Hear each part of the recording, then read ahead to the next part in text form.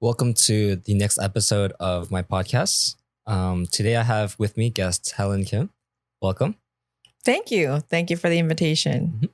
I'm actually pretty excited to have you on the podcast because for the longest time, I think over the past couple months, we've been having like our own conversations, but this is going to be the first one that we're actually recording That's and true. sharing outside.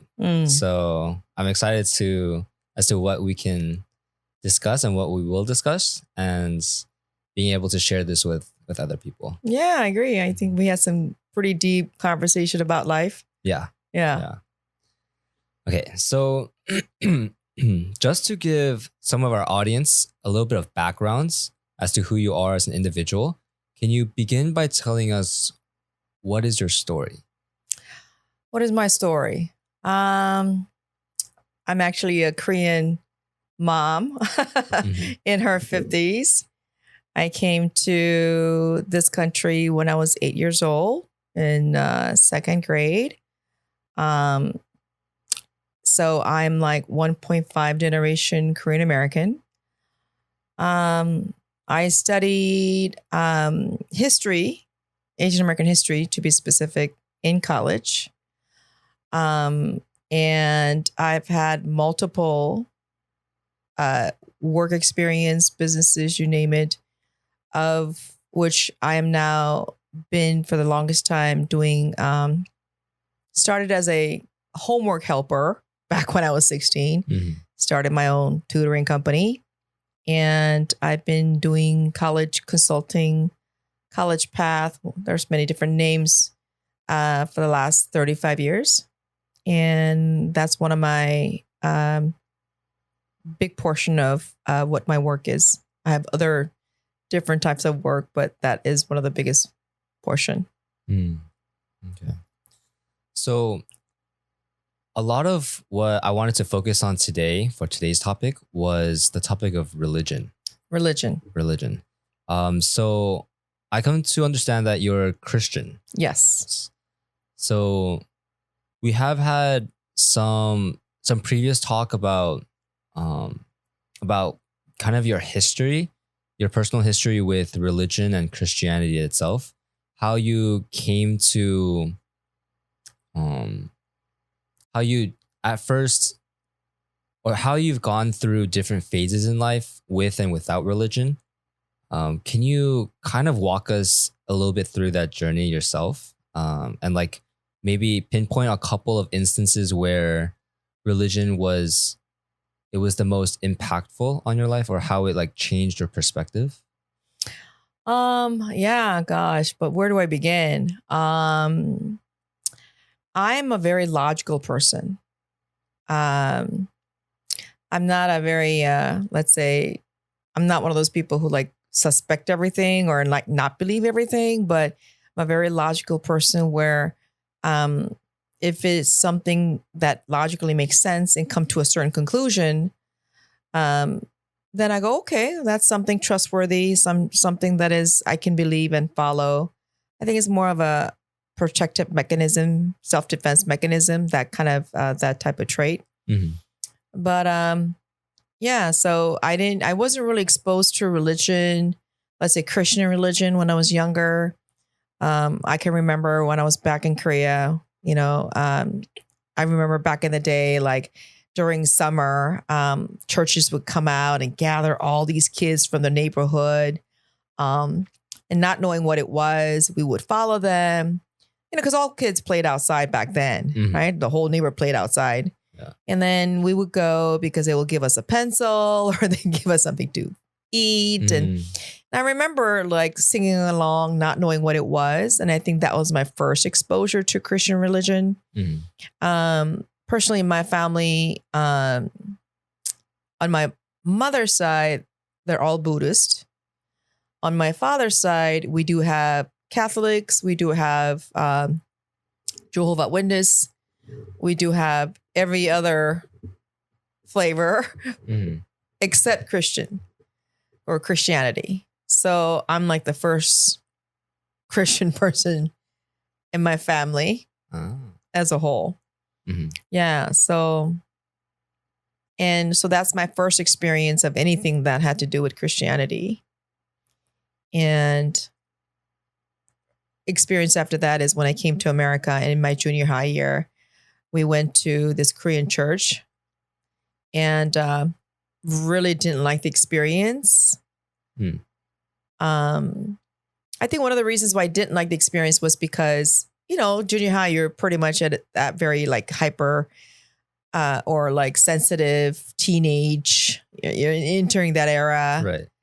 And I remember going there, and it was the pastor's kids that just didn't, their behavior and what they were doing at church wasn't befitting what I would,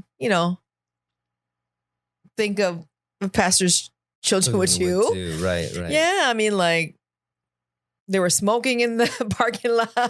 Wow. I mean, things like that. Yeah. I mean, even as a young age, I thought, well, that's not right, right? But who teaches what is right, right? So, well, that doesn't seem right. Yeah. And then so I kind of didn't go to church. Then in my high school, early college year, my best friend she was a really tough, very strong faith. And she took me to this retreat where people were announcing their faith, and, they were getting like baptized. Oh. I'm like, do you want to profess your faith to God? And I go, I don't even know what that means. Right? I mean, I don't even know what that means, but I can see like other people crying and things. And I'm like, okay. I always had the envy of wanting to be like that, because I've had many friends that were from early on, like junior and high school, where they were very like into faith, but I was not sold like them. And I kind of wanted to, but I never was that kind of person. Right. And so with that experience, I didn't want to get baptized. I told her, I said, we'll do it next time. And she gave me my first Bible as a present. I still have that Bible with a card she wrote inside. And did you end up reading that Bible? I did end up reading that Bible. Years later. Right. Years later. And yeah, and then I mean there's other course from that, but yeah, my faith really didn't get strong. I've always had the desire to be more, I don't know, lack of a better term, like spiritual. But spiritual doesn't perfectly describe what I want to say, but I want it to be more involved within more faith, like more faithful, like more like more sold. More, you know what I mean? More like, yeah, for lack of a better term, more like believing. Right. I wanted to believe more stronger. Like I wanted to, but I just couldn't. Right. And that part of getting stronger to a point where I am now professing that I'm Christian, not perfect Christian, but my faith is Christian. I may not act like a Christian, but my faith is Christian. Didn't happen until I became a mother. And after I became a mother, and I also had an experience. I remember my analogy about outer space. So until that experience happened, I wasn't really sold. Right. So, so can I ask why you felt the way that you did? Like, what made you want to be sold into faith? Was it the Christianity, or I guess like the spiritual aspect, the spiritual fulfillment that was enticing you, or was it connection with other like church members, like the community of church? Because I know that's also a big aspect of why people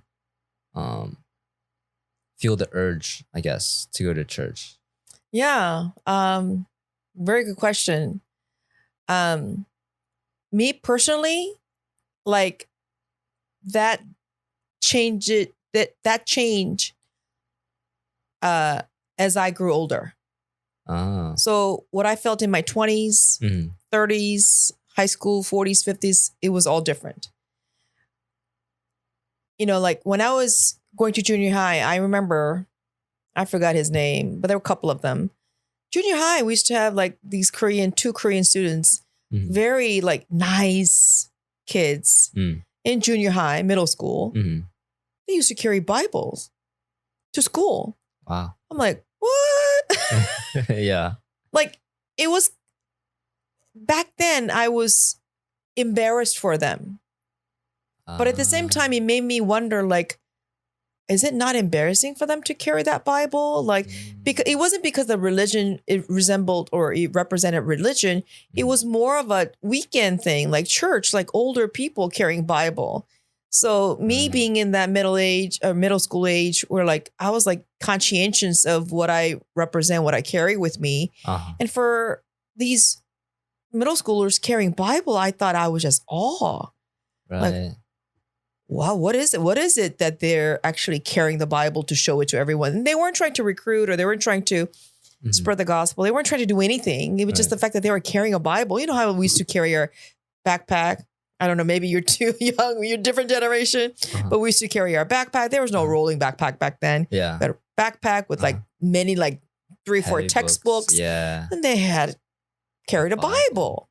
And I was like, wow. And he was always smiling. It was so nice. I don't remember his name. So nice. I go, oh, wow. Kind of thing. It wasn't something that I dwelled on, but it was something that I saw almost on a daily basis. Right. And I go, wow. So that was my initial when I was in junior high. And I remember that because it lasting impression on me. Yeah. Because it was something that I started to seek. I'm like, what is it that they're so, that they would jeopardize being a teenager, mimicking someone who should, something that is done by older people. Right.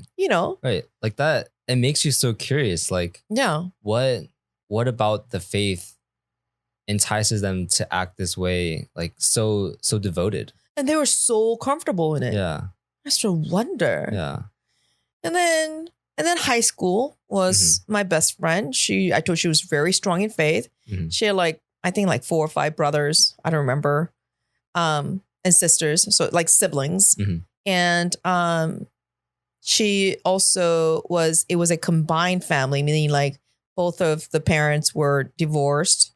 And so it was her father and a stepmother, but their family was combined. So they had 2 siblings and 4 siblings or something like that. It was like Brady Bunch, literally. And she had some hard time with her stepmom. She was the eldest daughter, not the eldest child, but eldest daughter. And she took care of a lot of household and she would always talk about God.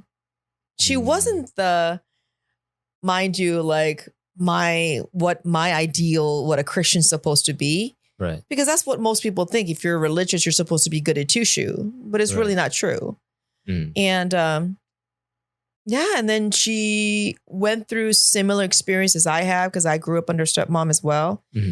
And but somehow she was always so bubbly and so happy, and I used to wonder, what is it? What is it? I mean, I know she went to church. She took all her brothers and sisters to church and everything. But because she lived far away from me, I never went to her church or anything like that. But, every time I see her at school, she was like that. Right. And I used to wonder, what is it? Right. What is that? And then first year in college, she's the one who took me to retreat, bought me my first Bible, professed my,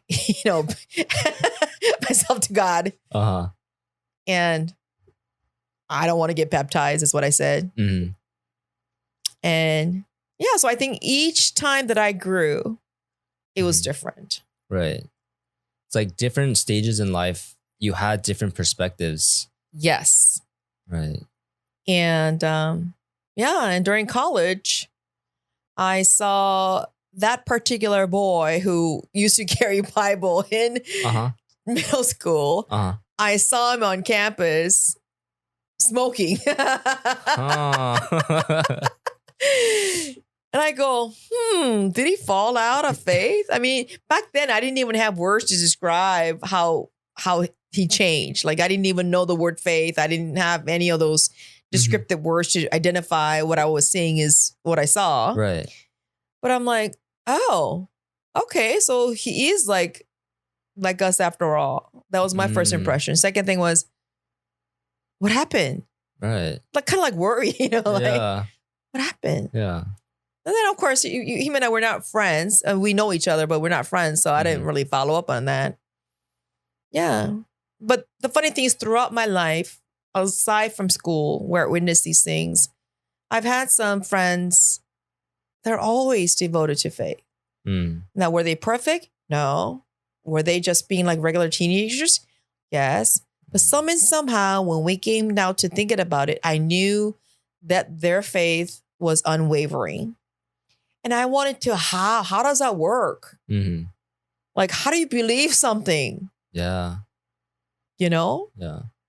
Because like at some point it becomes less about, or it becomes so much about believing in a higher being that they become your everything. Right? That's like the epitome of Christian belief, that they put God above anything else. Like on the top list of their priorities is just God. And then everything follows. How do you do that? Yeah. Yeah. It's so selfless, right? But I think that's also part of what Christianity preaches. Yes. Right? It's like it's like full faith that God, that, or leaving your life in God's hands, and then believing that things will work out as a result.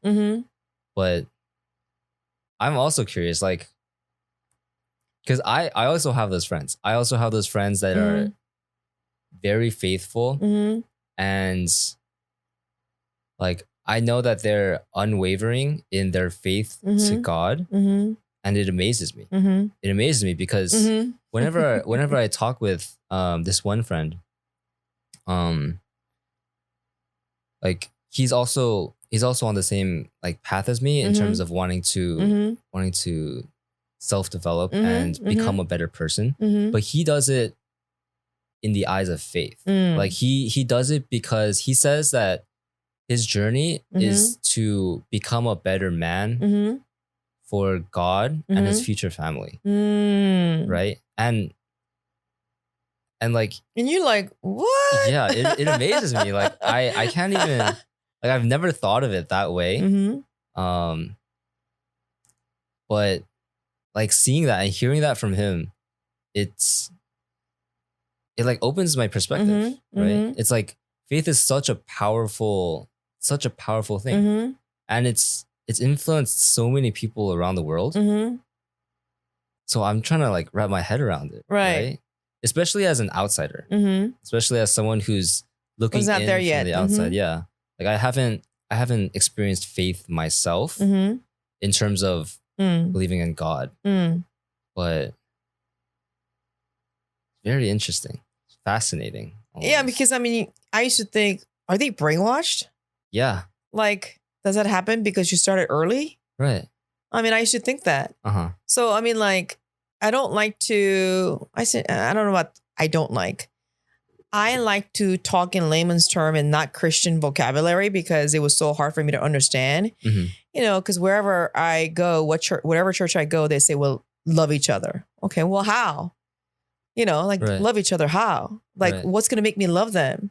They talk about you need to, I don't know how to say it in English, but I mean, like they say, well, you need to be able to wash the feet of your enemy. Like, what do you mean wash the feet of the enemy? Like, you're ready to chop it off with an axe. What do you mean? Like wash the feet of, of your enemy. Like, what do you mean? But I figured out my own answer. And that was my own revelation, I think. And that is, so, my junior high school, college, and in my 20s, I've had friends who, I think 20s is like the busiest in a way. We're searching for everything. We kind of like move away from going to church with their holding parents' hands. And you go to college and there are those who continue to go to church and whatever study groups in church, in college. versus some who just can't do it by themselves. Mm. Like there are kids who's going to search for church, and there's students who like, thank God I don't have to be dragged by my parents anymore. Yeah. That doesn't mean neither of them or either of them is better in faith. It really depends because we are so influenced by real life, Mhm. you know? So then, and then you kind of don't see that. And then in your 30s, when the kids, you know, my friends got married by when I was 30, I already gave birth to my son. Mhm. You're kind of like, my God, you know, like when you, for me personally, when I experienced the miracle of birth, like I remember when I heard my son's heartbeat for the first time. Wow. I was like, oh, wow. It was just like, I was just so overwhelmed and crying. Yeah. Because here I was getting ultrasound and, you know, something on my tummy, and then the doctor was showing it. And there was, before the sound was on, it was something flickering, like flashing. Yeah. And I knew it was a heartbeat, but I wanted to make sure. It's like, what is that? It's like, that's your son's heartbeat. She turned on the volume. It was like pumping. Wow. And I go, there is nothing else. There's no face. There's no legs. There's no nothing. There's nothing else. Yeah. But this little tiny piece of muscle is pumping. Yeah. I thought, I mean, I knew, right? We learned this in school, but how is that even possible? Mhm. What is this little muscle? Yeah. I guess scientific is muscle. What is it made out of that is pumping? It's thumping. Yeah. I don't know if it's pumping blood. I don't know. I don't know all this. I'm not a, professor of this field, but it was just layman's term. It was just like, wow, how is it thumping? Yeah. And that thumping, it's 9 months later, was born a full baby. I'm like, Yeah. what? Now, did I know all the facts? Of course I did. Mhm. But did I experience? No, I didn't. It's my first time. Yes. And that mind, that just stayed with me forever. And I was not sold. Mm. I was not sold, but that was one of my experience. Mhm. Like, you know what I mean? Who designed it so perfectly that the heart is the one that is created first? Well, Mhm. rightfully so, because it's pumping blood to your body. But Mhm. even then, right? You get all technical and all like nitty gritty and try to get into detail. How is it? What is it made out of that is going to thump like that? We only know it as muscle, right? Right. But at what point does it start to thump? At what point? You know, then I read, like I recently meaning like a couple of years ago, I read it somewhere, I saw it somewhere. Now that we're so exposed to social media, I don't even know where, that whenever there's that sperm and an egg, they get together and fertilize, there is I'm not even sure if this is correct description of what the video was, that there's a burst of light. Mm. And when there is a creation of light, there is light in the Bible. Talk about that. Mm. And I thought to myself, that's the thumping. And after that, it starts thumping. But how? I mean, doesn't that amaze? Isn't it amazing? Like, Yes. to me, my logical mind, it still doesn't make sense. I mean, my son is living and walking. He's 21 years old now, but still, it doesn't make sense. Then in my 40s, I was really, really busy. You know, in my 30s, actually. And in my middle of my 30s, my late 30s, I mean, I made very good amount of money. I had many different offices, Virginia, North Carolina, New Jersey, LA, you name it. I was just, top of my game at the time. And then, there were things, I mean, I don't know if this is for this particular show, but I mean, like, there were things that happened within my business that I'm like, it couldn't happen at a better time. Even though this was not a good experience for me, it couldn't have happened in a better time, because if it didn't happen precisely this moment, I would have never learned this particular lesson. So I came to that conclusion afterwards, not during, but afterwards. So during that time, and as I have been dealing with kids all the time, right? And I had the same question that you asked me, I had other students ask me the same question and about faith. And it was, I think, during that time that I began to really search and been convinced and sold. And that is, you know, nowhere in this scientific world and as advanced as we are, no one can explain what was before Big Bang Theory. Isn't that where everything was created? Mm-hmm. Right? Mm-hmm. If you look at space, I seen like a lot of documentary about space where like the Milky Way, right? We're like the smallest, and then there's like 100 million of them like that. Yeah. Like, who created it? No one can explain that. At Big Bang, only thing that can come up with the Big Bang. And number two, are we the only really living ones? I mean, I'm not talking about aliens. I'm just talking about the fact that in such a vast world, our technology is advanced enough and complicated enough that we can actually see that we are in that vast of a Milky Way. I don't know how they even come up with that.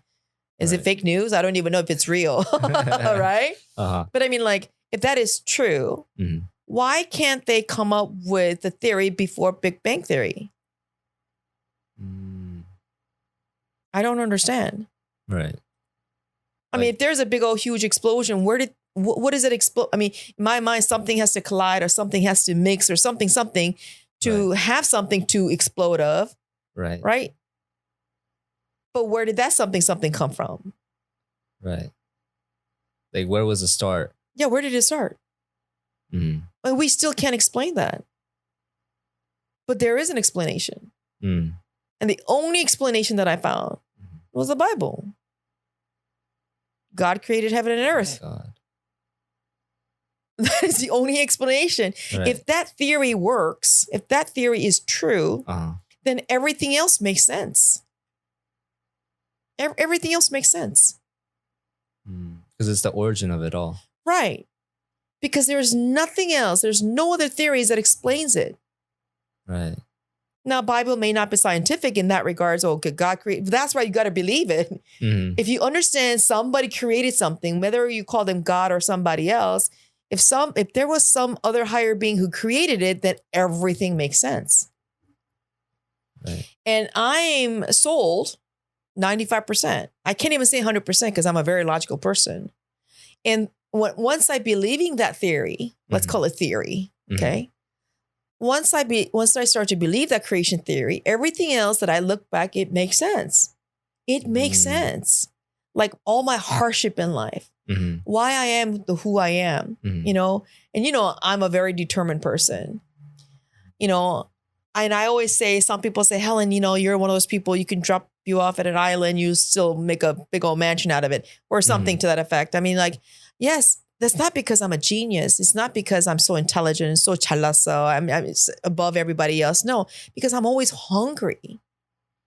I've had a hard life and I'm always hungry. And when you're hungry, you're always searching for something.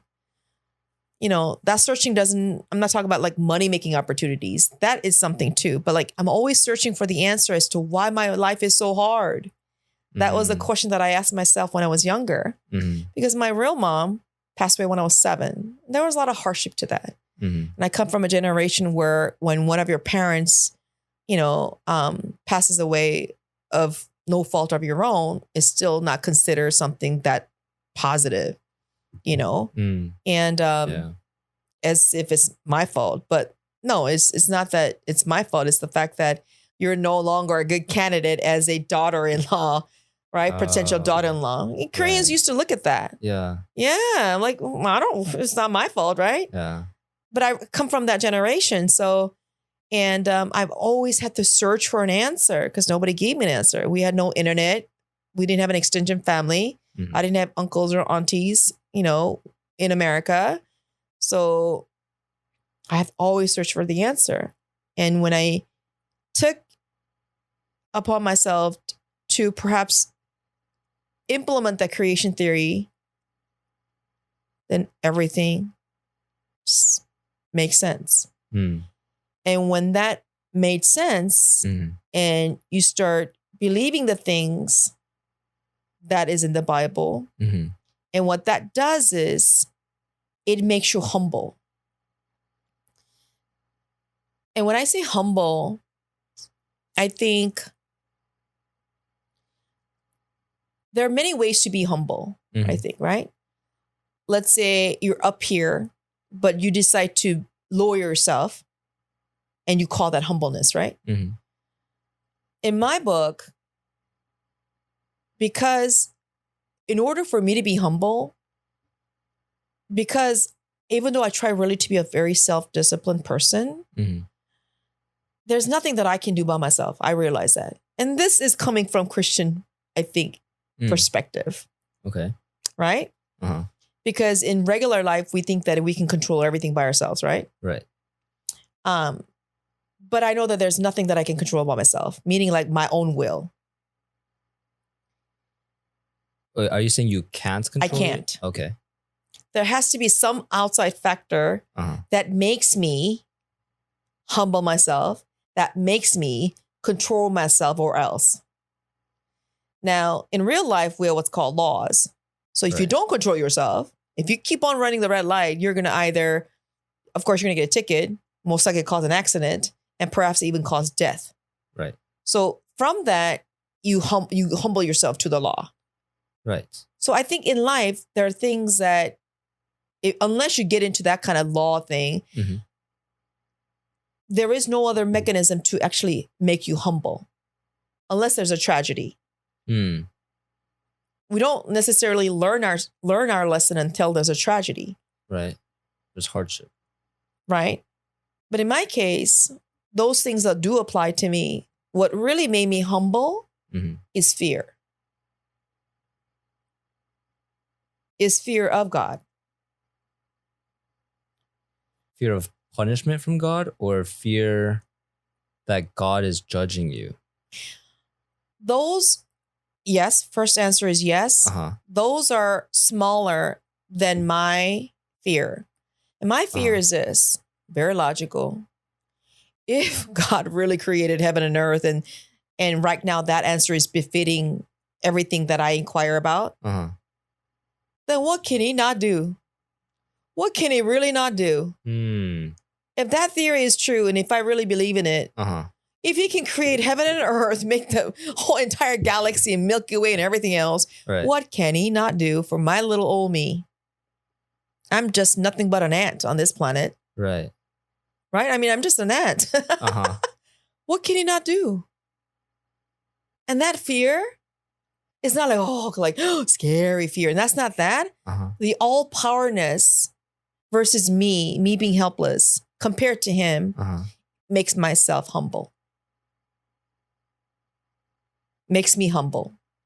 In the power of God. In the power of God. In the power of God, yes. Okay. In the power of God. Okay. So how do you feel like that's influenced how you act? Keep me in line. From doing everything and anything I want. You can't do everything and anything I want, because if I want to do everything and anything I want, I wouldn't be here. Well, I'm not talking about just this moment. I'm talking about like, you know what I mean? Like I'll be Bora Bora somewhere, not working. Right. But then that's not how life works. Yeah. I still have to take care of my son. I still have to take care of my family. Yeah. I have obligations and responsibilities that I got to take care of, you know? So I think even from get-go, we know that we can't do everything and anything we want. I don't know about this generation though, right? Because there's rules. Parents will discipline you, whatever that may be. Yeah. But I'm one of those people that I don't really, not because I'm high and mighty, I'm not really fearful of other people. I mean, that's a whole new chapter on a talk show about that, but I'm not really fearful of other people. And so whose presence am I going to be in front of that it's going to humble me down naturally by myself, you know, with nothing attached. Right. I mean, you're as a child, you know, children listen to their parents because what? They're the authority figure. That's right. And there's some fear factor involved in that. Right. I'm not talking about spanking your kids. I'm talking about fear of not going to that birthday party on Saturday when I don't do my homework. Yeah. You know, whatever it may be. Yeah. Maybe fear is a too strong of a word, but I mean, like, you know, there are some factor to that. Mhm. that you're not going to be able to get that. Maybe a Right. little bit of punishment. I don't even know the exact word, but you understand what I'm talking about. Yeah. It's a sort of power dynamic Yeah, it to a is. sense. It is. Yeah. But yeah, so if the creation theory is true, Mm-hmm. how can I not be humble? Mm. How can I not be fearful? Not in a scary sense, but fearful meaning like, okay, I got to listen. Mm. And if you have that mindset, could that explain your friend who wants to be the better father and better husband by developing his faith? When you said that he was talking from his spiritual perspective, Right. Yeah. because who's watching over him? If you know that somebody's always watching over you, Mm. I'm being recorded 24 hours 7 is basically what it is in the eyes of God. Right? Right. I mean, he created me. He could just take me out. I mean, literally, right? Literally, Yeah. right? If you believe that, believe that, on the premise that you believe that, Mhm. I mean, he created the Milky Way. What am I going to do? Yeah, we're just a speck of dust. It really is, right? Yeah. If you believe that, then holy moly, Yeah. And that's how I came to where I am now. I'm not perfect. I'm just still in transition, not like progression, Mhm. right? I'm still progressing to be that. Mhm. And I don't even know what that is yet because Mhm. I don't know. Everything else that can tell me that is that level is spoken by a human being. I don't give them more credit than anybody else. Right. And being logical, you can't convince me. Other human beings cannot convince me. I'm not that humble to them. Mhm. And I hope people don't take that out of context. I'm not trying to be like, like Sagajap. So that's not what I mean. Yeah. I'm talking about how my mind works. Right. Right. So if I don't experience it logically in my sense, no one can convince me. Right. Okay. This kind of sounds like a parallel to my idea of how morality is born within and from Christian faith. It's like God is always watching over you, so you have to act in the proper manner in order to let's say I'm not really sure, like not displease God, Right. or like Right. to not do any Fear. do any sins. Yeah. Fear in a nutshell. Uh-huh. It's closer to word fear. Yeah. Okay. Yeah. And I said 95% because I haven't seen the end yet. Right. And I don't know that until I'm dead. Right. Because there's still more to discover. Not only that, but even if I were to die tomorrow, Uh-huh. I won't know that I'm dead until I'm dead. I won't know that I'm dying until I'm on my deathbed. Right. Right? Yeah. And I haven't experienced heaven yet. So how do I know if it's true? Right. So I don't know if I'm supposed to say this as a Christian, Uh-huh. but I'm still open for other theories. If there's a better theory that's going to answer all my questions, Mhm. then I'm open to it. Mm. But I haven't found anything. Okay. So all the more reason why this theory, Uh-huh. I like to call it theory in a layman's term, is the best theory for me. Okay. This kind of leads well into another question that I had for you. Do you believe there's a difference between belief and faith? Belief and faith. Mhm. Believe or belief? Belief. Belief. I think it's similar, very similar. Uh-huh. It's in the same family. Faith is something that can be introduced to you by somebody else. It could be a separate entity by itself. Mm-hmm. But belief is something that you need to experience and for you to say, I believe. Right? I think so. I think kind of the way that I understand it is that faith is something that you do wholeheartedly without, like, you jump into without understanding or knowing what you're jumping into. Faith. Full blown faith. Whereas belief is you knowing what you're going into, you understanding the premise of what it is that you're about to jump into and submitting yourself to that. Right. And add on to that, as a person, I don't think I can have faith without having belief. Right. Right. Because faith is full blown belief. Yeah. Is belief without any holds barred. Right. I kind of picture your stance on, I guess, like these theories as your belief, because you ground it on logic. You ground it a lot on what you can understand for yourself, versus if it was faith, it would be just full blown whatever it is that you wanted to jump into. Yes. And to clarify that, faith is what Bible says, what's written in the words of the Bible, in my definition. So it's already said, right? It's already there. But for me to accept that,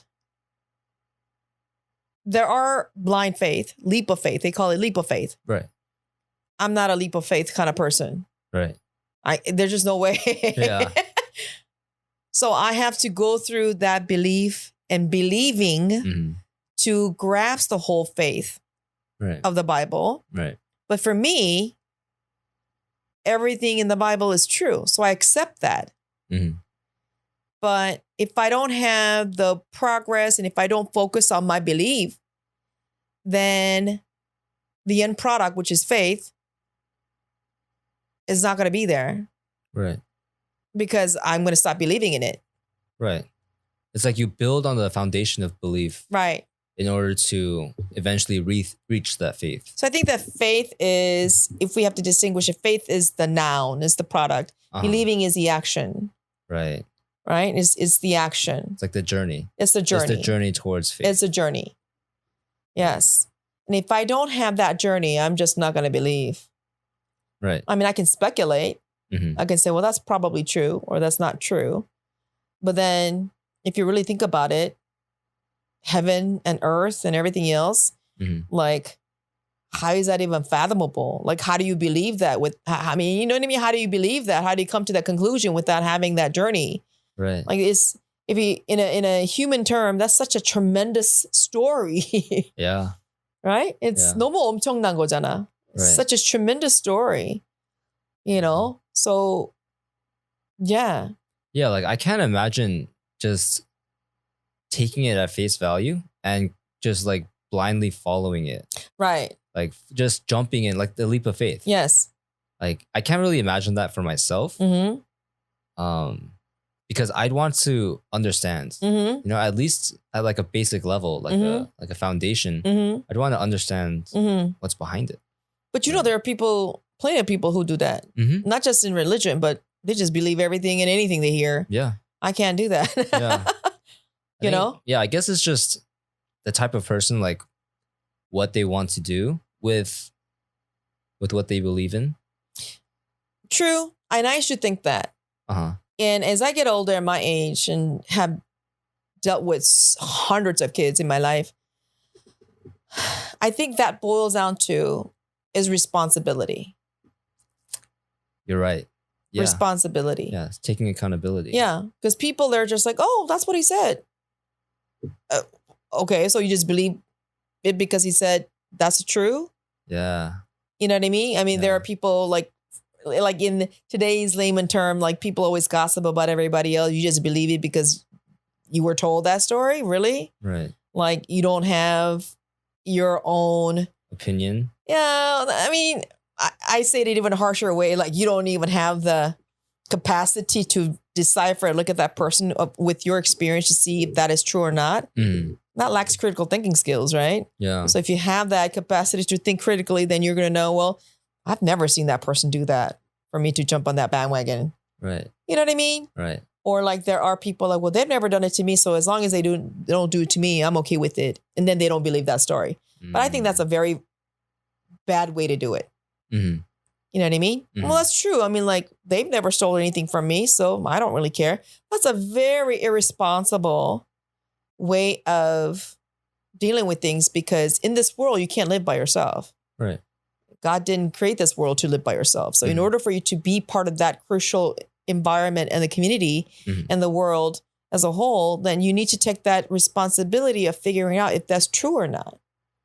Right. But people really don't care about what is true or not, or whether it's right or wrong. And that premise also stems from Christianity, right? So you have to have some type of parameters or some type of guideline or rule or whatever you want to call it, filtering process to figure out, okay, well, that just doesn't sound right, right? Or that could happen, but it still doesn't deter me, right? Because of judging that person, perhaps. And that's same way to judge, I think, a religion. Right? If I didn't believe in that theory, I wouldn't be where I am. But I'm not a type of person to believe in any theory unless I experience it and work it for myself. Right. So I can't say that's a bogus religion or the best religion without me having to experience it. And I have my own proof to back up my story. Right. You know? Right. So, yeah. Life is hard. Yeah.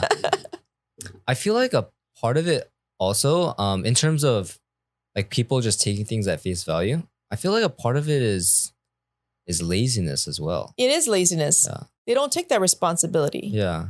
Because if you are one of those, not you, if there are people who, like, for example, oh yeah, like number one said it. And why are you repeating it? Because they just love to repeat. They want to be part of that conversation. Right. But they don't want to take that opportunity. I'm one of those people, if that number one said it and I'm uncomfortable with it, I will go and ask you, did you really say it? Not to fight, but to confirm. Right. Because if that person is being talked about in front of me by number 2 or 3, then I'm going to say, well, that's not true.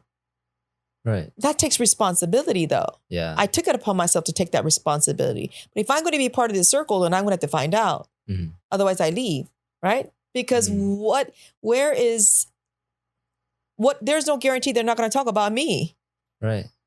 But when I take that initiative, they probably won't talk about anybody else in front of me. Right. Then I kind of save myself the drama. Then naturally, they're not going to play with me because it's no fun. Right? Yeah. It's natural process of elimination, I think. Yeah. You know?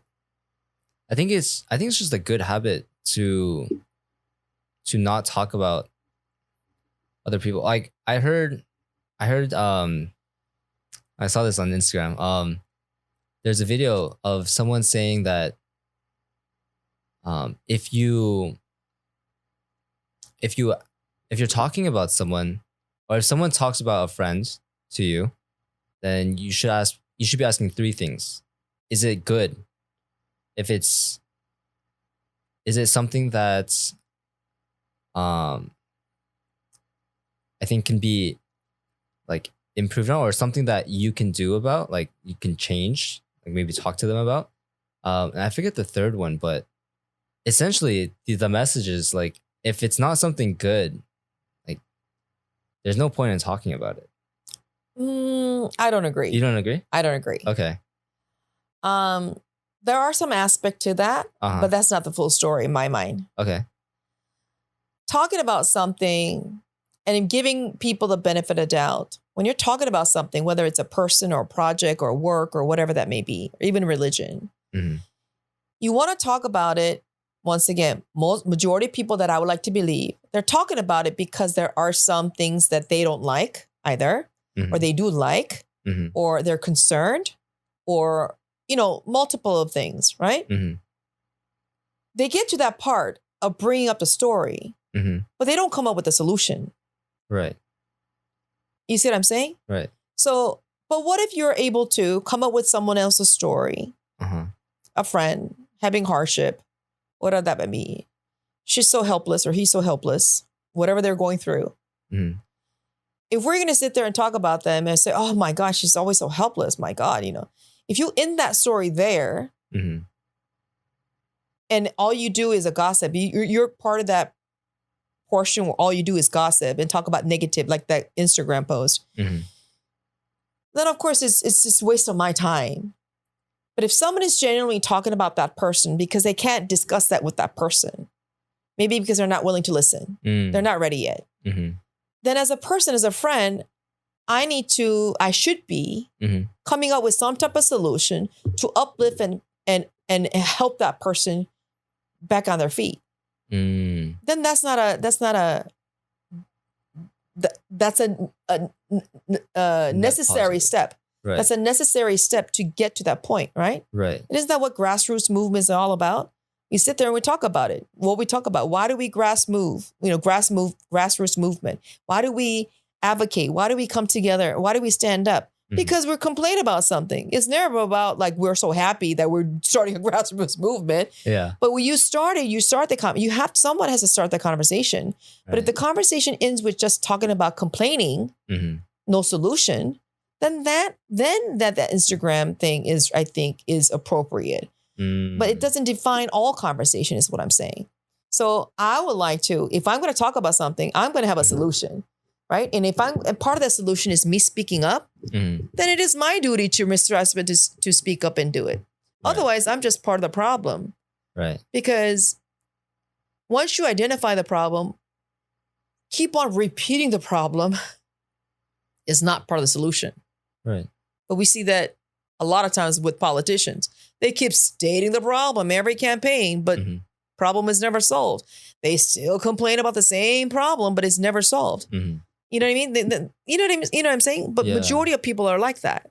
So I do agree with that Instagram post, but I don't agree with wholeheartedly because there are different types of conversations, right? And as a adult and as a Christian, when we do see something, then you should, maybe not must, but you should, as a mature human being, trying to be a better human being, try to, come up or some type of impact with the solution type of way instead of just talking about it. Right. You know what I'm saying? Yes. Yeah. Okay. So you're basically saying like, rather than like, it's okay. And sometimes it's good. It's good to talk about the bad things. It's just that you need to help address the problem. That's right. Because how can you not talk about the bad things? You know what I mean? Yeah. So the Instagram thing is correct, but like to a certain degree. Yeah, 10%. Yeah. Right. But then I really don't like that type of messages because it gives a wrong message to the kids. Right. How can you talk about just good things? What good things are there if you really think about it? Right. But how powerful is it? Because that was my lesson today in my class was power of influence. Right. How powerful is it if we can take that complaint, take that problem, issue, and learn how to turn it into positive thing. Right. Right. Because when somebody says something, I forgot what it was, they said something negative and I turned it around. Right. Oh, I think, the curbside. Well, curbside is like, well, it's not repeat customer. That's true. But if you develop that muscle where you learn how to turn everything into something positive, then that's a solution problem solving. Right. Right. So if you have that skill set, then that meme is just no longer applies to you. Right. And I think that's what kids need to learn how to do. Right. Yeah. Turn things into positive, not saying the positive. Don't get me wrong, because people are just so focused on saying things and making a statement that there is no action. There's no doing. Yeah, there's no doing. Yeah. Yeah. No, you're completely right. Like you need to take it one step further, take responsibility. Yes. And then act on it. Yes. And then try and make it happen. Yes. Yeah.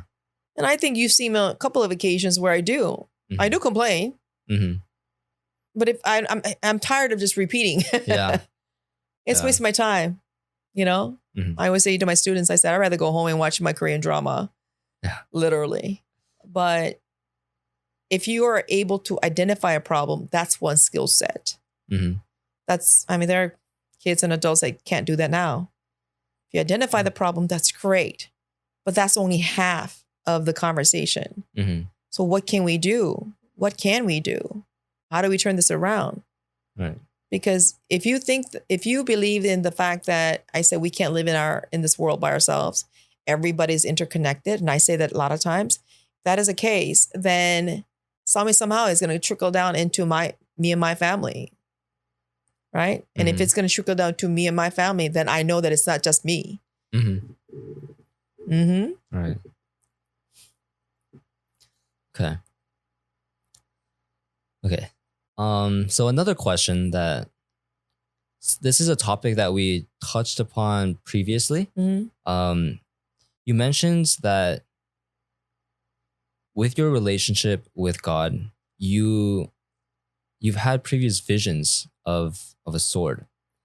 Could you go into a little bit of detail about that? Yes. But after hearing this, I hope people don't like, like, whoa, she does voodoo stuff. I don't want people to think that way. Mm. I think certain people have certain radars, I think. There are people who, as you get older, you can smell a BS right away, like a mile away, you can say, right? Right. I think there's different radars too. And I think in spirituality, in faith and religion, there's also a radar. Mm. And yeah. I think, sorry to interrupt, but I think within spirituality, I know there's a huge like knowledge base of frequencies, or this is like studied a lot within I think the yogic traditions. A lot of like Hindu beliefs center around sound frequencies and how different levels of energy match and correlate with states of being. Yes. Yes, continue. I agree. Yeah. I agree. And continuing on that, before I forget, is that I read it somewhere. I remember everything that we say, energy, frequency, atoms and elements, everything that we say doesn't die. It travels around the world. It carries energy. Yeah. If that is true, what Jesus has said when he was living on this earth for 33 years is still in this world. Right. It's resonating. Some way, somehow. Yeah. So how do you capture that? Right? How do you capture that? How do I capture that energy? Right. It's through prayer, right? It's through aligning your state of being to that frequency. That's right. There you go. Right. But then how do you believe that theory too? Like, you know what I'm saying? Yeah. So the scientists, says that, it's been proven. I don't know. I don't know how to prove it, but I can't believe it nor not believe it either. Right. You know what I mean? Yeah. So within my comprehension, that makes sense. So even though I've never seen it, yeah, it makes sense. I truly believe that, And so what was your question again? Wait, before we go back, actually, I wanted to continue a little bit. Yeah. Do you actually know the water experiment? Which one? That was conducted by a Japanese scientist. So he basically created, he had like different vases or different containers of water, and each day he would say different phrases to them. So to one of them, he would say like "I love you" and like positive words, but to the other, he would say like "I hate you" and like negative words, right? And then after a certain amount of time, you freeze them. He frees them, and then you can see the crystals. Yeah, the differences between the crystal structure. Yeah, was drastic. Yeah, and I think that itself is proof. Yes, of just like different energy and frequencies. Yes, and like the power of words. Yes, as well. Power of words. Yeah, power of influence. Yes, yes, that is true. And I think from that note, instead of just one word, two words, that's why I keep saying the same story all the time, is so that the kids would understand and absorb that, right, and apply it to themselves. Right. so that they can be more confident. Because you can't say, be confident. Well, what the hell does that mean? Yeah. That's one of the things I said, going back to one of the things that we touched upon is, I don't understand. All they say is every church we go to, all they say is love each other. Well, what does that mean? What do you mean love each other? Do I go and hug them and kiss them? Yeah. And wash their feet? Is that what I gotta do? What is it? So then when I found my church, he was very logical in explaining how to love someone in Christian, as a Christian person, right? Tolerance, acceptance, but also showing them the way, showing them maybe perhaps teaching them why certain things are the way they are in Christian terms. You know, I think, and I took that, I forgot the exact lingo or the language that was used, but I took that concept and applied to my students. And so I know a lot of people have said, you know, because I can be very short tempered. Yeah. People who think fast, really talk fast and act fast, and they don't really have tolerance for, you know, moving people. Yeah. Yeah. But so I get very like impatient with adults, but I really have a lot of patience with kids, more so than adults. Right. And I had more than one occasion, you know, Helen, you look different when you talk to kids versus talking to adults. Like, wow, why do you say that? Because you look happy, you look dedicated, you look like you're hardworking when you talk to kids, but when you got to talk about the same thing with adults, you just don't like, you just look so miserable. But that is true. And the reason why I'm able to do that is because I truly believe unless you're taught, you don't know. Kids are not taught. You need to teach kids. So unless I taught them anything, I cannot hold them to anything. Right. Does that make sense? Right. And that gives me the tolerance and the patience to repeat the same thing 4 million times. You know that by now. Yeah. But I can still say it. I'm very passionate about them really learning it. I really want them to learn. I don't know if that heart resonates in what I do and say, but I really want them to learn. So if one doesn't get it, I repeat again. I repeat again. I repeat again. It's not because this is not just a course where you just, okay, you say it once, I'm done. I'm not doing a job. I'm really trying to impact their lives so they come first. Right. So me fulfilling my assignment is secondary. So, but them understanding what I'm trying to teach is the primary. So then that's why I'm able to take it and be able to patiently try to teach them the skill sets, like when 10 million different stories. Right. You know? Yeah. And when I do that, that's when I do what you said about the crystals, you know, saying things and they become confident because I could teach them about confidence, how to be confident, but they can never be confident until they actually carry it into action.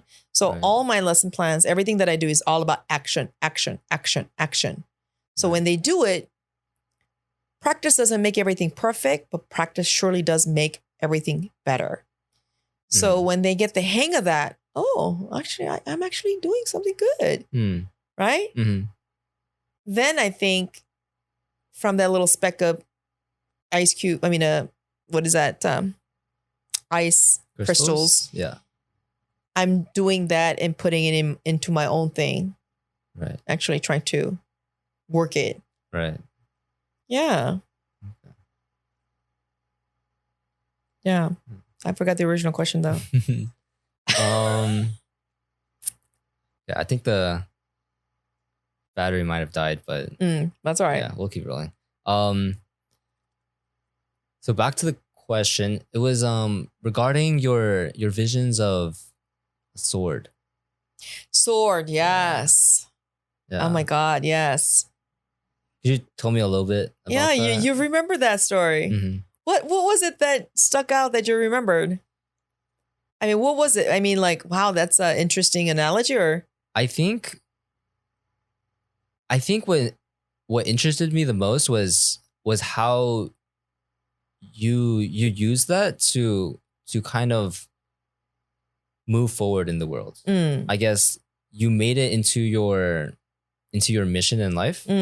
You made it a part of your mission. Yes. I think piece of the puzzle. Yeah, piece of the puzzle. I think that's what like stuck with me. Yeah. You know, that's SOAR thing was the vision that I kept getting in my 30s.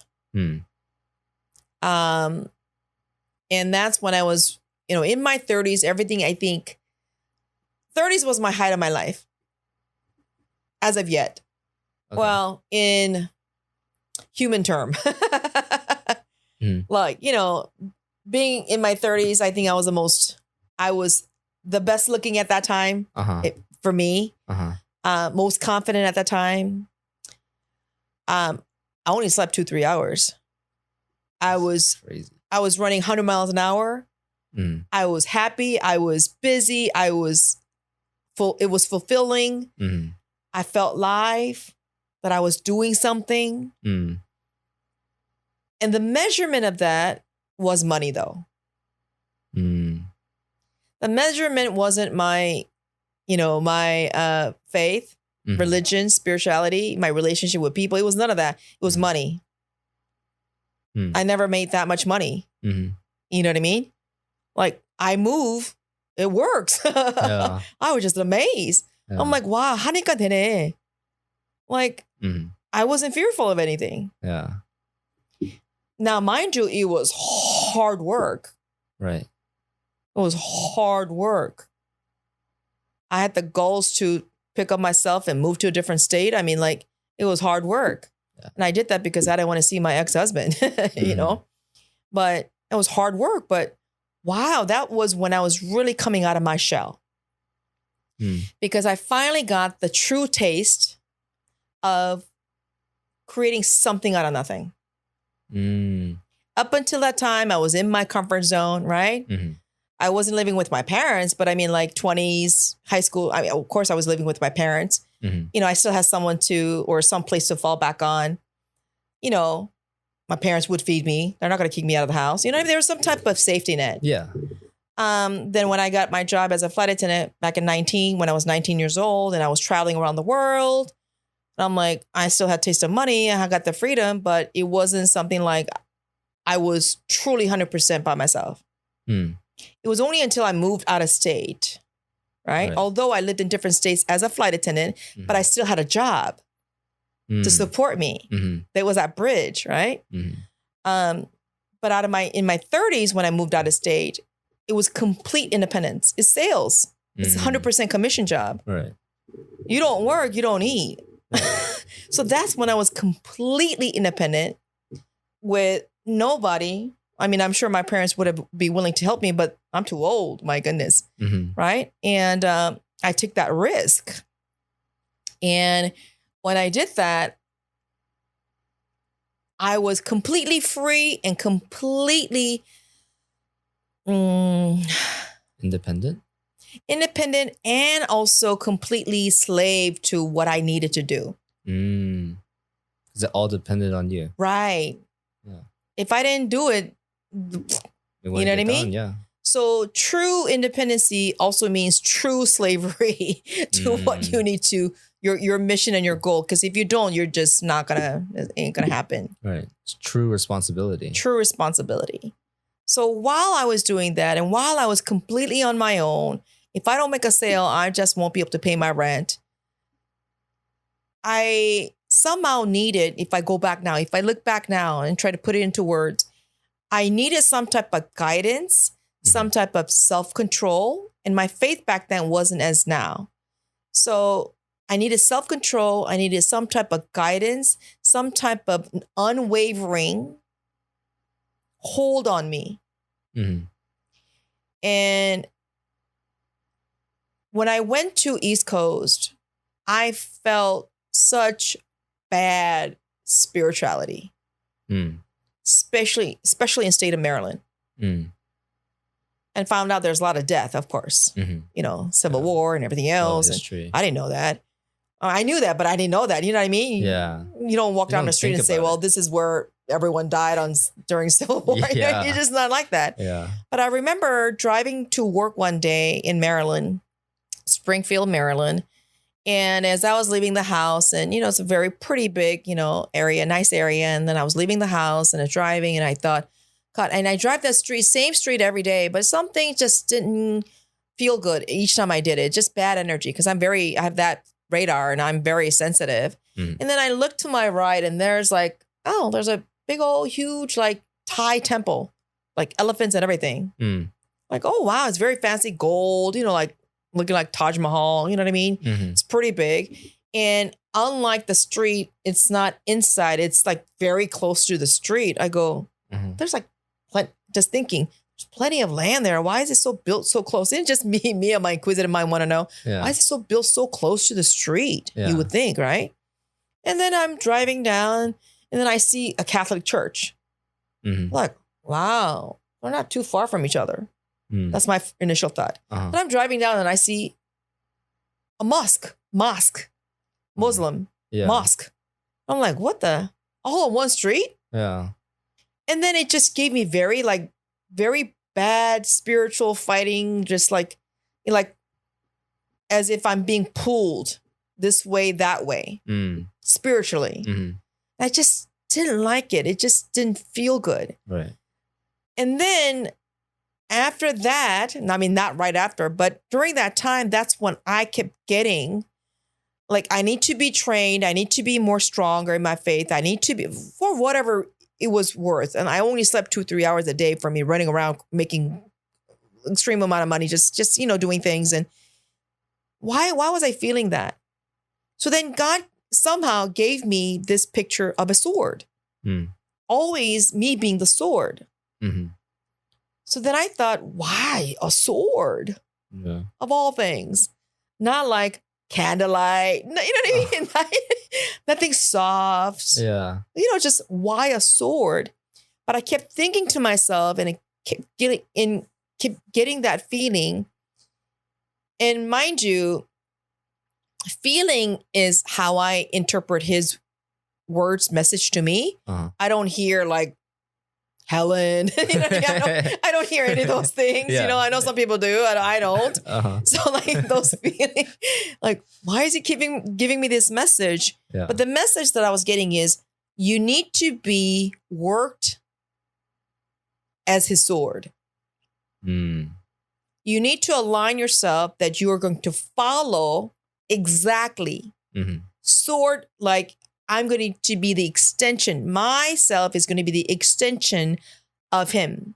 Mm. So when he moves this way, I will move that way. Exactly. When he moves this way, I will move this way. Exactly. Mm-hmm. Like an X-Acto knife. Yeah. He kept giving me that message. And I was scared as whatever. Yeah. I was scared. Yeah. Why a sword of all things? Mm-hmm. But then during that time, I think I really became, if I look back now, that was still a baby step. But back then, I was determined. I was determined for validation, verification. I don't know what words that I was part of his world. That I was part of this world, part of his world, that I felt safe in his world. It was scary thought to have the sword. I keep envisioning the sword. Because what do you think of the sword? I mean, sword is not a very happy kind of, Yeah, you know what I mean? Yeah, it's a weapon. It's a weapon. Yeah. But I didn't see it as a weapon. I see it as extension of his arm. If he needs me to go, I'll go. Right. If he needs me to leave, I'll leave. Like doing God's will. Yes. If he gives me the message, I'll go. I mean, just things like that. Yeah. It only took me 2 days to make up my mind to come to East Coast. I left everything. My apartment was full of stuff. What? Yeah, I left everything. Oh. The only thing that I put in the storage was a brand new refrigerator I bought and the sofa and the china cabinet. That's it. I threw everything away. Everything, literally everything. As I thought on Friday, I took an airplane. I thought like on Tuesday, and then I left on Friday. It's like, what? Yeah, there's several times in my life that I did that. Just packed up my stuff and left. I go, this is not it. And it wasn't because this place was not it. I was not it in it. So when you said earlier during our lunch, you said, I just want to get myself out of my comfort zone and somewhere. I know exactly what you mean. And on that note, what is happening now is not it. I need to get myself out of here if I really want to be that determined person. Right. I was making a lot of money. I was like a sword spiritually, where it was more determining that, Helen, you're not one of those people that can deviate from, and according to my son's word, which is perfect, disingenuous money. I can't do it. I just can't do it. Yeah. I can't do it if I don't think that I deserve it. Right. I can't do it if I think that I'm overcharging someone. I just can't do it. Yeah. I tried. I can't. Yeah. And I don't need to. I realize I don't need to. Right. I mean, not now. I realized a long time ago, and that's why I don't. But when I was setting up all these offices, it wasn't something that I was charging people. I mean, because I was selling insurance and financial products, right? They're not the one who's paying me. It's the company. So I wasn't, you know what I mean? I wasn't overcharging. I was scamming. I wasn't doing any of that. Yeah. So I think that type of work plus my mindset and my spirituality at the time kind of like connected to bring me into this strong person, that knowing that what I was doing, the way of things I was doing, my way of doing things was the right way. And that I didn't want to hinder from that. Right. Because if I were to trying to be the good person, I mean, there's so many words, I don't even know how to describe it. Like, you know how I am. I'm very unwavering in certain ways. That was the start. That part was a start. And if I didn't have the vision of that sword, I think I would have been, I don't think I would fall too far from the tree, but I mean, like, I would have been a lot more, it would have taken a lot more time for me to come to a conclusion that, Helen, you're not a scamming person. You can't oversell. You're just not. I can, but it's not for you. Right. It doesn't fit you. Because everything is sales, right? It's just, I wasn't going to be comfortable. Right. Because aftermath of dealing with that feeling of, gosh, I don't think that was the right thing to do. That feeling is going to burn me longer than, the enjoyment of making more money. Right. Yeah. It's something you have to live with. Something that you have to live with. But why would you even think about that? You would only think about that if there is something else, right? I mean, because after all, if you only live once, according to the common knowledge, if there's only live once and there's nothing else, why not you enjoy everything and anything? And once you're dead, you're dead. So why is there's no repercussion, right? But if you believe that there is afterlife, even though you don't acknowledge it, if there is some responsibility for your actions after life, then you're not going to do it like that. Right. Right? Right. It is what it is. That's true. So some way, somehow, that is an indication that you do have that spiritual world with you. Perhaps, I believe, because everything is creation theory, you're part of that world. And you wouldn't be, in my theory, you wouldn't be here if you're not part of his world, of course, obviously. So if that's the case, then that is that type of little things that accumulates into believing, into faith, is the fact that, yeah, you don't want to live like that. But why not? No one can answer that. What's the reason for not living like that? Why not? There's plenty of people that live like that. Yeah. Do they believe in God? No, most likely they don't. You see what I'm saying? Right. Because I don't think our parents would teach us, you shouldn't live like that. No, they don't live like, they want us to be happy without having specific like guidelines saying, well, of course, don't steal, don't kill, right? Mm-hmm. All those, but like, you know what I mean? I think most parents would look the other way if you can make 6-figure, 7-figure income doing something. And there are some involvement. You know, none of us are clean, Right. including myself. Some involvement of cheating people or making people buy things they don't need. Even that, right? Yeah. Of course, all those things are involved. Yeah. Well, parents are not going to look, we're going to look the other way because my baby is happy. Right. You know? Yeah. Because ultimately, parents want what's best for their children, right? But how do you define best? Right? Yeah. If you're going to, in true Christian terms, if my child is going to be not making it to heaven, what else is there? Right? If you think about that, right? Mm-hmm. So best is very vague. Sure. It's very vague. But yeah, that's the story of the sword, you know? Mm-hmm. And from that, I don't think about the sword as much. Right. But from that was like the template that started my whole, you know, what kind of a person do I want to be? Mm-hmm. I mean, like being a good person is so vague. Yeah. Well, what does it mean, good person? Yeah. If you just tolerate everything, is that a good person? Mm-hmm. According to whose gauge, whose guideline?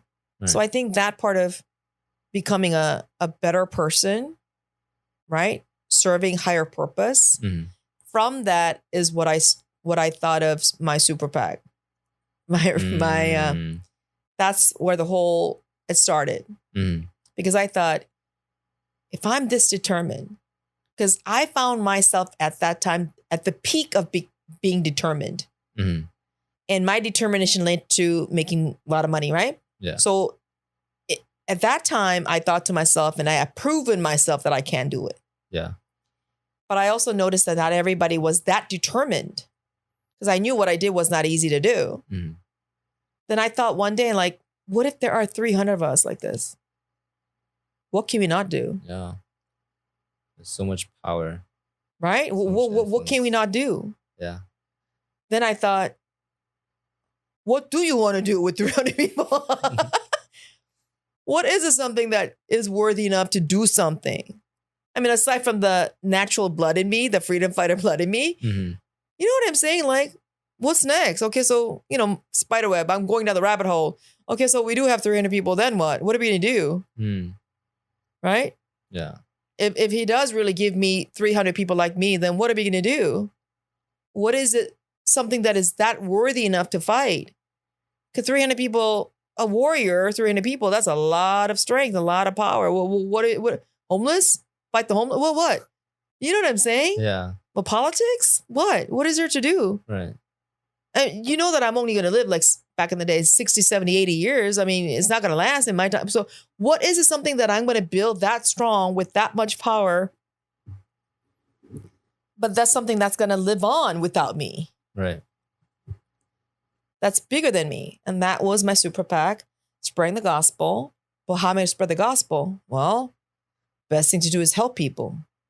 Mm-hmm. Because, and then I thought to myself, since I'm in the business of also helping kids and stuff, what if we have 300 people in, you know, as judges, prosecutors, police officers, doctors, engineers, right? Mm-hmm. Trash picker upper, mothers and fathers and brothers and sisters in Africa, missionary. What if all 300 of us in very diverse places share the same thought? Mm. That's powerful, isn't it? Yeah. Almost dangerous. It's powerful, almost dangerous. Because what can we not move? And I thought to myself, well, what if those 300 people all spread out in the world?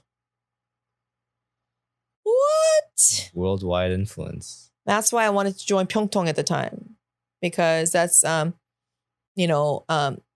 NUAC, which is National Unification Advisory Council to the South Korean president.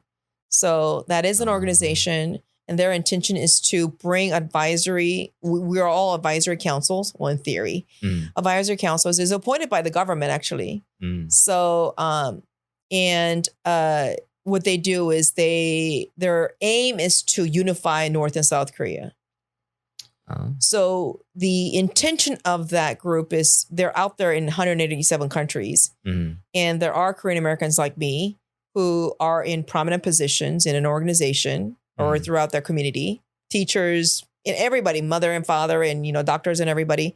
And what they do is they do projects and they become projects and activities that will enhance outreach for the advocacy of North and South Korea unification. Now, theory, it's really good. Is it working? No. Do they really do anything? No, not really. And for me, I joined because there's 187 countries. I go, I'm gullible enough. Wow, really? Yeah. Because you would only assume that people run it the way you do. You see what I'm talking about? Right. I'm pretty efficient. You think that, oh, wow, 187 countries? That's powerful. So I'm going to go in there, do 차세대, right? Next generation. And I became the 차세대 위원장. But there was so much red tape and bureaucracy that I wasn't able to do anything. So the first year I was there, which is the biggest conference ever in LA with 174 people, which is huge, open to public. And also that was during the subdivision election. And I invited James and I invited everybody else. And we had 170. I was a host. I was the MC. And we had the radio station, Korean radio. I forgot his name. I don't remember any of these people. We had Mark Kim, who's friend from Virginia, because I met him from Virginia. He's he's not a politician anymore, but he was a pretty big time politician. There's some other people that I don't even remember. But we had the biggest and the successful conference. That was the first and that was the last. Nothing beat that conference. So, and I wanted to create 187 chapters for high school kids. Right? Now, my intention is Super PAC. My intention is not Pyeongtaung. Yeah. But that doesn't mean I was going to kill Pyeongtaung. It's just the fact that I'm going to use Pyeongtaung as a tool to gather these kids to be, unifying country is a very huge deal, right? But there's so much red tape. They didn't believe in what I was saying.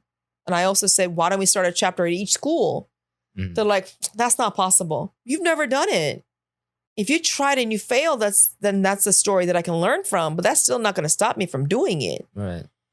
But it was so much red tape. I said, forget it. I was there for 4 years. I said, forget it. It's not going anywhere. So, and that's why I try to keep that 300, Super PAC going. But I haven't found any one organization that can handle what I'm saying, except the foundation.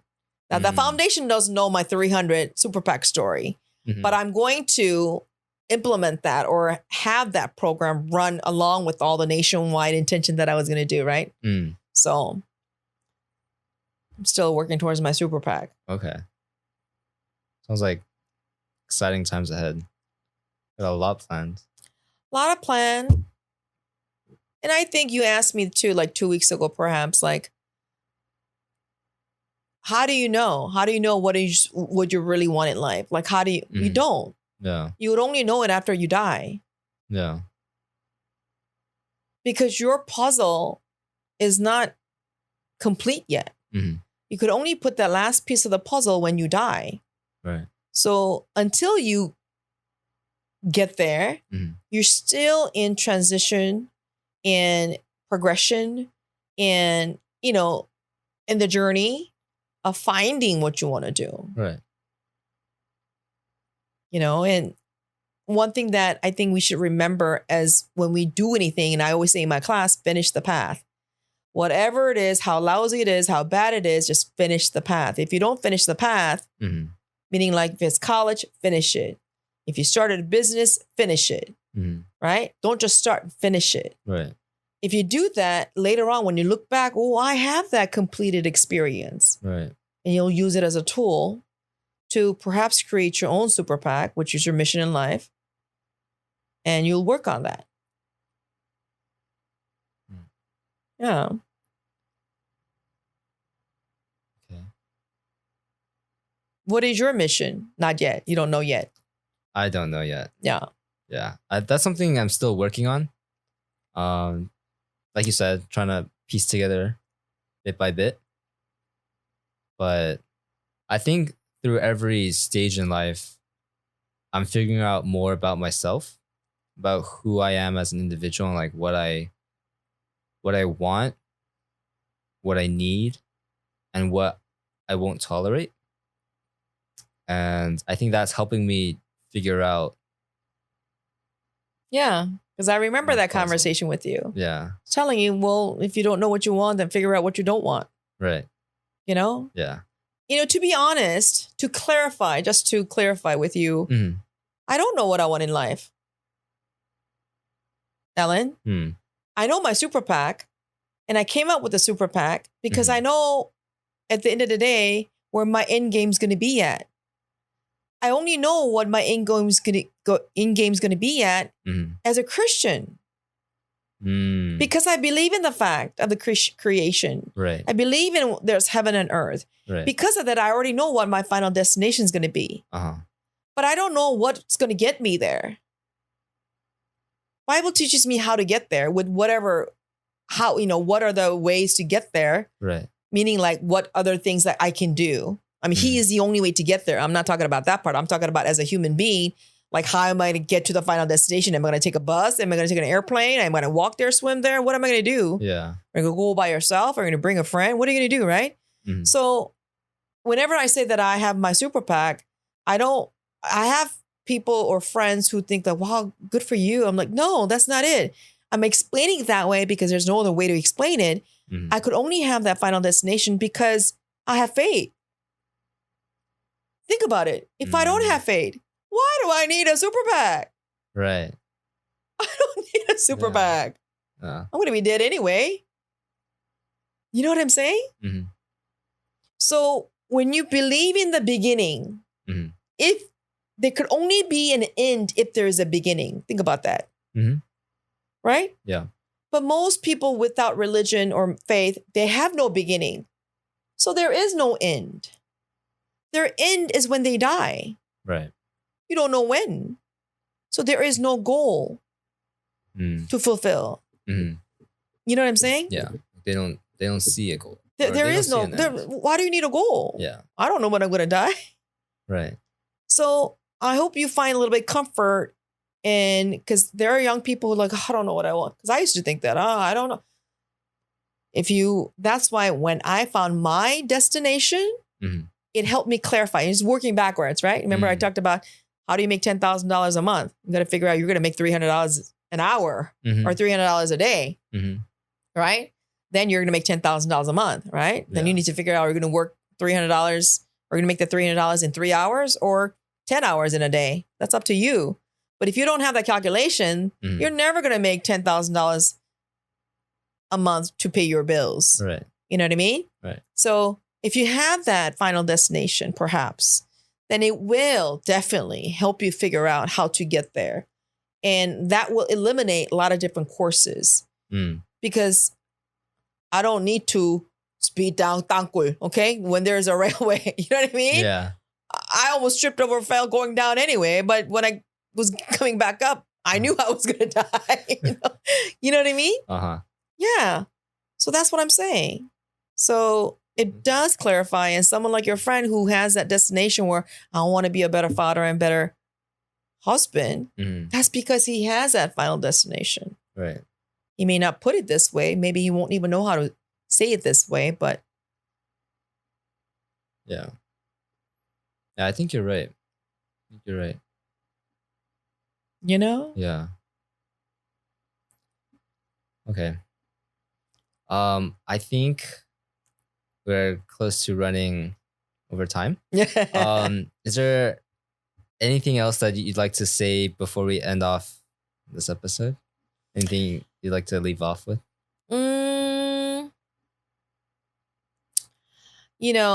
I don't know when I'll be able to speak to the listeners again or share my story, but I think really finishing your path, Mhm. whatever you do, you don't need gazillion amount of money to start everything. Mm. Learning how to start something from nothing. Mm. All those things that you need to create anything and everything is already within you. 3, it's okay to think differently. Mm. You know? Mhm. And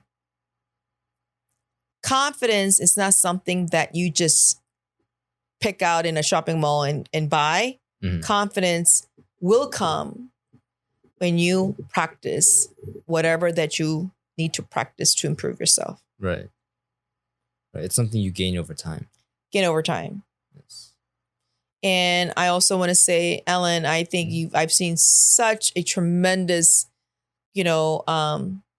maturing, not that you were immature, maturing in whatever the conversation that we had. I can completely see that. Mm-hmm. And don't feel too, I don't think you are, but don't feel too worried, or just continue to seek. If you seek it, I think you're really going to find what you want. Mm-hmm. But the funny thing is, you won't know what you want until you find it. That's the catch-22. Dilemma. It is a dilemma. Okay. And I think you're doing a fantastic job. And I thank you for your invitation for today. Thank you. It was a pleasure having you on. Thank you. I really enjoyed this conversation. I always enjoy talking to you, Ellen.